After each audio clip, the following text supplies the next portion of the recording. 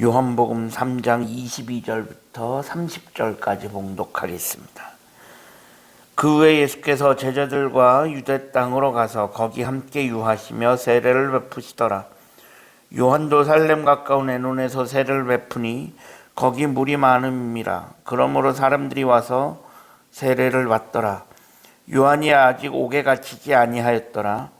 이에 요한의 제자 중에서 한 유대인과 더불어 정결 예식에 대하여 변론이 되었더니 그들이 요한에게 가서 이르되 랍비여, 선생님과 함께 요단강 저편에 있던 이 곧 선생님이 증언하시던 이가 세례를 베풀 때 사람이 다 그에게로 가더이다. 요한이 대답하여 이르되 만일 하늘에서 주신 바 아니면 사람이 아무것도 받을 수 없느니라. 내가 말한 바 나는 그리스도가 아니요 그 앞에 보내심을 받은 자라고 한 것을 증언할 자는 너희니라. 신부를 취하는 자는 신랑이나 서서 신랑의 음성을 듣는 친구가 크게 기뻐하나니 나는 이러한 기쁨으로 충만하였노라. 그는 흥하여야 하겠고 나는 쇠하여야 하리라 하니라. 아멘. 오늘도 새로운 날을 허락하신 하나님께 감사합니다. 오늘은 주의 날 월요일입니다. 오늘 본문은 세례 요한과 그 제자들 몇 명이 나누는 대화입니다.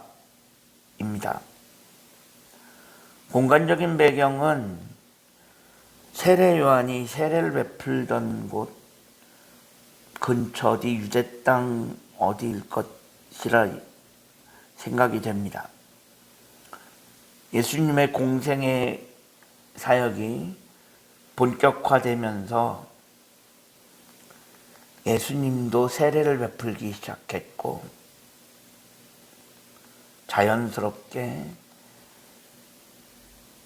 이제는 세례 요한보다 예수님께 세례를 받으러 나오는 사람들이 더 많아지기 시작했습니다. 그런데 이런 상황을 지켜본 세례 요한의 제자들은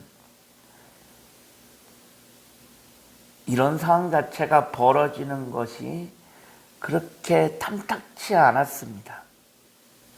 즉, 이들은 자신이 지금까지 모시던 자신의 선생, 자신의 스승의 사역이 위축되고 예수라고 하는 사람이 새로 나타나서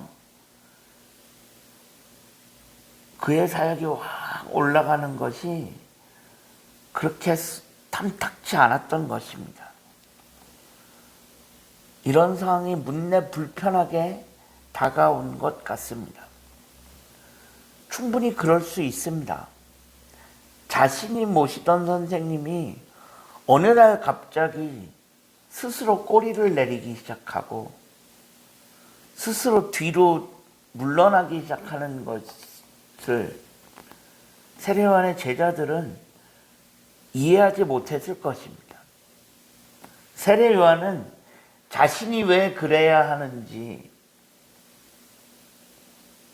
자신의 위치가 어떤 것인지 어디인지 정확하게 알았기 때문에 세례 요한은 스스로 이제 예수님이 등장했으니 나는 물러날 때가 됐구나 라는 것을 세례 요한은 알고 있었고, 그리고 그것을 사람들에게 다 설명을 했습니다.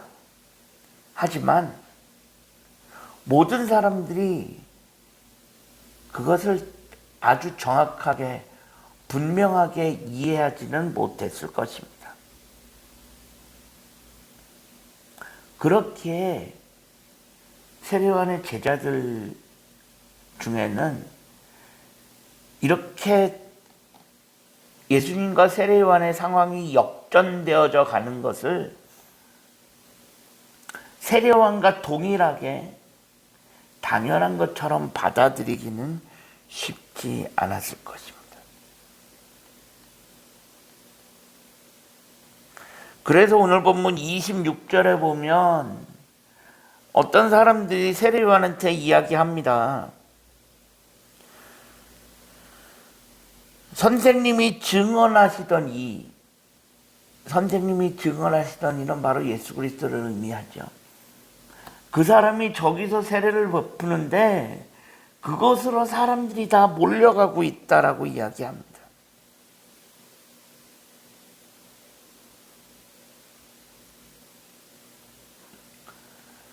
여기는 문내 불편한 마음이 있었을 것입니다. 굳이 이렇게 해야 되나? 이런 상황은 도대체 무엇인가?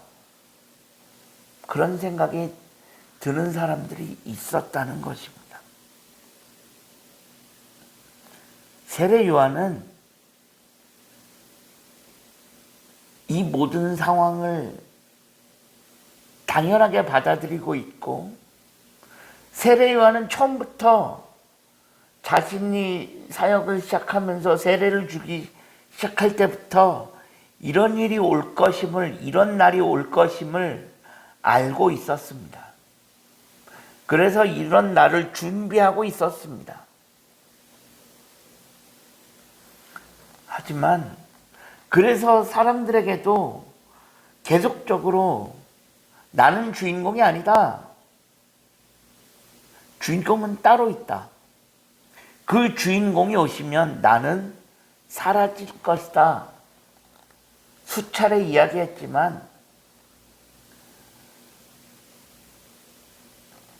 그것을 모든 사람들이 다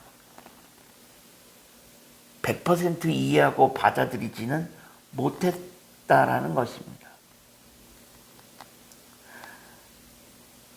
예수님의 제자들 중에도 예수님의 십자가 부활, 예수님께서 그렇게 말씀하셨지만 그 십자가 부활을 제대로 이해하지 못하는 사람들이 있었던 것과 동일한 것입니다. 그렇게 계속적으로 선생님이 이야기해도 제대로 이해하지 못하는 사람들이 있다는 것입니다. 어쨌든 이미 상황은 벌어졌고, 어떻게 보면 이런 상황 자체가 하나님의 뜻 가운데 이미 예정되어 있었던 것입니다. 이런 상황은 이제 돌이킬 수 없는 상황이 되는 것입니다. 세례 요한은 때가 되었다라고 생각했을 것입니다. 주인공이 오셨고 나는 그림자일 뿐이고, 그림자는 해가 떠오르면 그림자는 사라져야 합니다. 사라지는 것이 당연합니다. 해가 떴으니 그림자는 이제 사라져야 하는 것입니다. 요한은 이런 모든 상황을 제자들에게 분명히 이야기했고, 말로만 이야기한 게 아니라 세례 요한은 행동으로 보였습니다. 그래서 자신의 제자들을 예수님에게로 넘기기 시작했습니다. 이처럼 사명자는 자신의 위치를 아는 사람입니다. 자신의 분수를 아는 사람입니다. 자기 분수를 알지 못하면, 자기 위치를 알지 못하면 절대로 사명자가 될 수 없습니다. 사명자는 제일 먼저 자신의 분수를 알고 자신의 위치를 아는 사람입니다. 사명자는 여기서 시작하는 것입니다. 우리가 하나님의 사명을 감당하기 위해서는 내가 있어야 할 위치를 먼저 알아야 합니다. 내가 어디에 있어야 하는 곳, 어디에 있어야 하는지, 하나님이 나에게 허락하신 내 자리가 어디인지 그것을 알아야 하고, 두 번째는 내 분수를 알아야 합니다. 자기 분수를 알지 못하면 절대로 하나님의 사명을 감당할 수 없습니다.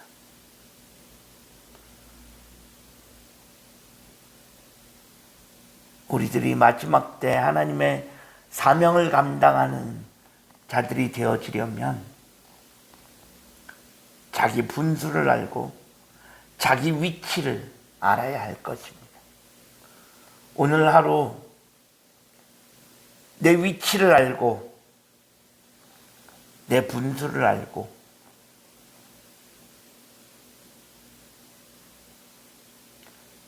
자기 위치, 자기 자리를 지켜갈 수 있는 그런 삶이 되어질 수 있기를 주님의 이름으로 간절히 축원합니다. 기도하겠습니다. 하나님 감사합니다. 지난밤에도 편안한 쉼을 주시고 오늘도 새로운 하루를 허락하신 하나님께 감사합니다. 오늘 하루의 삶을 하나님 인도하시고 내가 지켜야 할 내 자리를 알게 하시고 내 분수를 알게 하셔서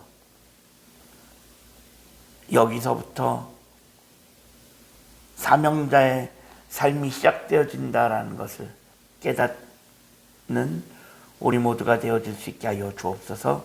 예수 그리스도의 이름으로 간절히 기도합니다. 아멘.